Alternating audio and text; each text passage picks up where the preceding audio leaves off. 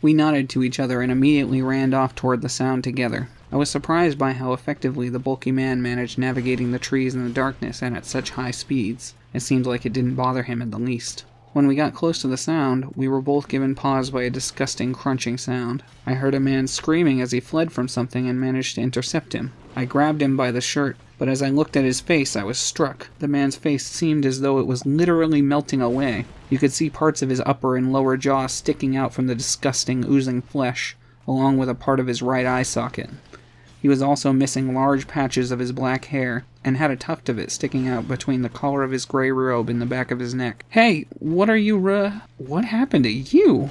I asked with complete shock. "Let go! You don't understand! That thing's come to eat me!" he pleaded. Before I could question him further, Towdy's bulky form smashed through a pair of trees in a running approach. All I could think to do was dodge, so I held on to the man and got out of the way, but the beast turned back and charged me again. "What's that thing's problem?" I asked, dodging again. Liu seemed to be listening and put himself between us and the apparition. "Please, you have to help me get out of here," the man begged. I shoved him behind me. "Then get going." "I'll try to hold him off," I told him. He seemed beyond grateful and started running off through the woods. I prepared my shovel before realizing I'd left my sword behind. Towdy didn't seem interested in us at all, though, dashing past us into the forest to chase after the man. Liu and I both leaped at the monster, but our strikes passed right through it. We dashed after Towdy, but we didn't have far to go before we found the beast.